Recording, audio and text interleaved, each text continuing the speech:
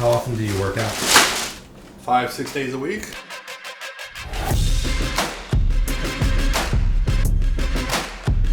It's just a release. You get that dopamine rush, the endorphins get going. Some would say it's a healthy addiction or a healthy substitution. I agree, to a certain extent. And I just found that it makes me feel better. So if it feels better, then why not do it, But I've gone the other way. I've gone to the extreme before too, and nothing good. I grew up in Massachusetts, a city called Brockton, Massachusetts. Big Italian family, lots of food, lots of wine. Started getting in trouble in school, like real young, like 3rd grade. I wanted the excitement, I wanted the attention, I wanted all that stuff. I had every opportunity handed to me, and I just didn't take it. Nothing. Just a normal kid, man. Boy Scouts. Definitely stoned there. Might have been stoned there. Definitely there, though. My parents wanted a picture, so I got to keep up the appearance, So I started smoking weed because that's like what the older kids were doing. And it was like a different crowd that now accepted you. And then hard drugs, I started right around 13. I was 13 when I tried cocaine. I was in math class when I did it, on my desk. OxyContin came around. Before I knew it, I was doing 5-10 of them a day. And then at that point, they're harder to get because, they're starting to restrict them. But if you do heroin, it's the same high. It's actually cheaper. It's like the greatest, worst thing that you could ever do or ever experience. There's no way I could tell you how it feels. It literally just took everything away. Everything. There was no controlling me. And it was just this cycle of manipulation. Like my whole life. 2016, I was in a detox and 4 kids left, like they AMA'd. They all went in the parking lot, got high. 3 of them died in the parking lot of the detox. There was like 70 deaths mid-2016 in one weekend. And everybody just thought it was like really strong heroin, but it was fentanyl. We found out it was fentanyl. We were like, that's cool. We'll just do less of it, They say heroin will take 20 years to kill you. Fentanyl will take 20 minutes to kill you. So if you survive it, you come to rather quick. But the problem is not many people do, I'm lucky that I did. Yeah. So we were in a trailer in the middle of the woods. It was like an episode straight off of Hoarders. Stuff just stacked everywhere. Dirty diapers everywhere, trash everywhere. Everybody was using. Let's just say I woke up in a situation I never thought I would have been. This individual was not alive anymore next to me. That was like the wake-up call. Why this person? Why not me? How am I alive and this person isn't?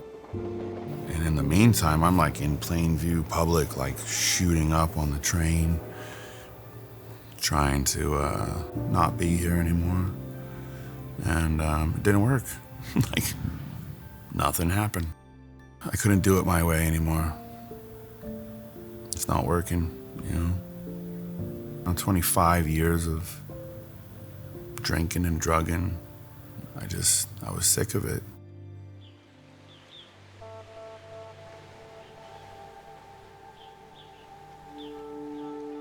Went to a meeting once and saw this girl, and I like literally said out loud, like, I'm gonna marry her. And 3.5 years later, we were engaged, got married, had kids.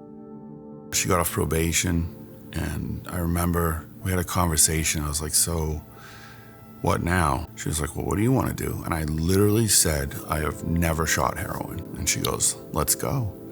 So we went, and she was the first person to put a needle in my arm.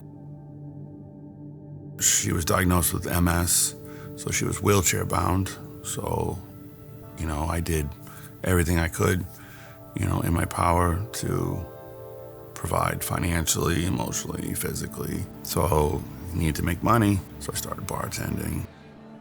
And one night I was pouring shift drinks and I just poured myself a drink. And that was it. Off to the races. One drink, I was gone for 3 days. Nobody knew where I was. I came home, and I thought it would be like a really great idea to tell her that I like slept with one of the waitresses, and that didn't go over well. Packed some Irish luggage, I was out of the house.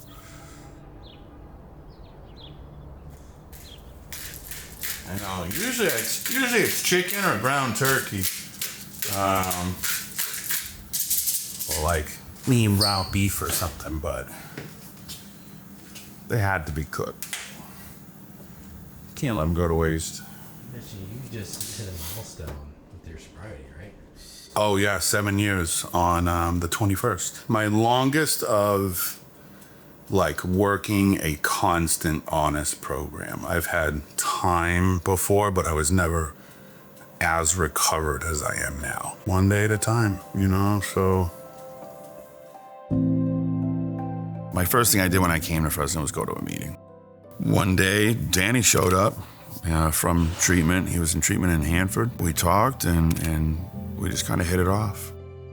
One meeting that we were in, somebody in the sober living had just passed away, like a young kid from fentanyl. And we were just like, how come there's nothing that identifies fentanyl as like dangerous as it really is for people in recovery? And he's like, dude, there has to be. So we start looking, he's looking, I'm looking. Nothing came up, like nothing. I was like, dude, we need to do it. He's like, I think we should do it. I said, I'm gonna do it. I'll do it right now. So I just did a name reservation. It came back as granted. Here we are. We're now a thing. We wanted it to be open to anybody who suffers from the disease of addiction. Doesn't matter what it's to, right? And 90% of the people out here who suffer with the disease of addiction will run into fentanyl. Like you can come in and like 100% not be judged. Because the goal is the same for every person in that room, is to live a better life, you know, recover from the mindset that you've been living in.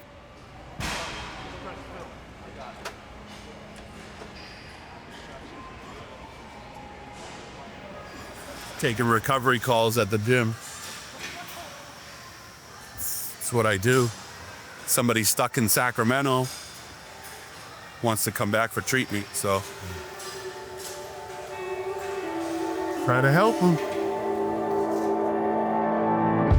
Where do you go when there's nowhere to go? You feel the edge of the earth down through the tip of your tongue. Service work, I would say, keeps me sober, because you can't keep what you have if you don't give it away, right? I mean, I still have my self-care that I have to do to stay sober every day. You know, I meditate, I pray. I'm part of a church now, which is like unreal, you know. I would be a fool to hold back what changed my mindset from what it was to what it is now from anybody. I wouldn't change it. No. The most at peace I've ever been. One of the hardest things for me to accept is accomplishments. I get thank yous and praises and all this, and I still look at it as I still kind of feel undeserving. And I don't know why. So I was going to still have more to learn. Always, yeah, yes. More work to do.